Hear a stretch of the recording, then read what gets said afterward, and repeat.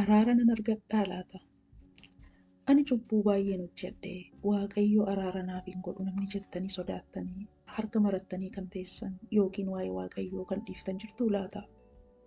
Seenaan Minaasee kan seeraa baraa isa lammaffaa boqonnaa 33 fi mootota isa lammaffaa boqonnaa 21 keessatti barreeffame. Waaqayyo araara qabeessaa fi warra garaa cabaadhaan gara isaatti deebi'anitti akka inni garaa hin jabaanne nu hubachiisaatii abdii hin kutatinaa.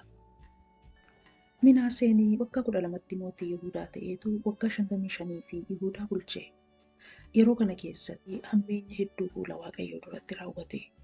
Ba'aalii fi Asheeraa waaqesse, lafa aarsaas isaaniif ijaare, tolchaa fi falfala hojjete, milkii ilaallate, eker dubbistoota gorsa gaafate, ijoollee isaa aarsaa godhee waaqa tolfamaaf dhiyeesse, dhiiga qulqulluu dhangalaasise, saba Waaqayyoo karaarraa jal'ise. Inni fuula Waaqayyoo duratti hammina guddaa hin hojjete. Akkasiin dheekkamsaa fi Waaqayyoon kakaase. Inni saba warra Waaqayyoo fuula saba Israa'el duraa balleesse caalaa cubbuu hojjete. Waaqayyo Minaasee fi saba isaa akeekkachiisee ture, isaan garuu dhaga'uu hin feene. Kanaafuu Waaqayyo loltoota mootii Asoor isaanitti kaasee, isaanis Minaasee qabanii hokkoo funyaaniitti kaa'anii funyoo sibiilaadhaan hidhanii Baabiloonitti isa geessanii. Yeroo dhiphatetti gara Waaqayyo gooftaa isaatiitti deebi'e. Waaqa abbootii isaa duratti akka malee gad of deebise.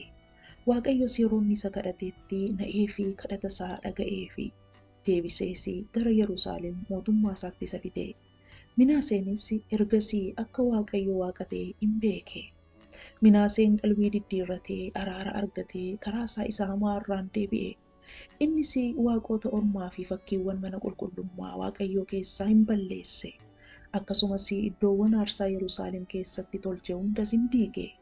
Iddoo aarsaa Waaqayyoo deebisee dhaabee aarsaa nagaa fi aarsaa galataa irratti hin dhiyeesse. Akka isaan Waaqayyo Waaqa Israa'el tajaajilanii fi namoota Yihuudaa in ajaje. Kanaaf namni cubbuutti kufe maal gochuu qaba? Akkuma Minaasee Waaqayyo duratti gad of deebisuudhaan araara isaa kadhachuu, qalbii diddiirrachuu, isa badisa namatti fidu karaa hammeenyaa dhiisuu, waan yaraarraa adda ba'uu fi waan gaarii gochuu qaba. Wanti adda biraa nuti seenaa Minaasee irraa barannu gara laafinaa fi araara Waaqayyoo guddaa ta'uusaa baranna. Minaaseen nama yaadaa fi karaa Waaqayyoo irraa baay'ee fagaate ture. Kanaaf diinota isaatti dabarsamee kenname. Ergasii garuu Waaqayyo duratti gad of deebisee, jabeessees Waaqayyoon kadhate. Waaqayyos garaa ittiin jabaanne cubbuusaa sana hundumaa utuu ittiin lakkaa'iin araara isaaf godhee deebisee jireenya isaa ijaare. Waaqayyo har'as warra garaa cabaadhaan araara isaa kadhachaa gara isaatti deebi'anii garaa ittiin jabaatu araara godhee jireenya isaanii ijaara malee. Kanaaf Waaqa garaa namatti hin jabaanne qabna. Maqaan isaa eebbifamuuti. Har'a jireenyi keenya Waaqayyo duratti maal fakkaata? Akka Minaasee waan yaraa gochaa jirraa laata? Yookiin akeekkachiisa Waaqayyoo dhaga'uu didaa jirraa laata? Bor maal akka ta'u hin beeknu. Ammuma kana hammeenya keenyarraa deebinee garaa cabaadhaan araara Waaqayyoo kadhannee waan gaarii Waaqayyo duratti fudhatamaa ta'e haa goonu. Waaqayyo nu haa gargaaru. Eebbifamaa.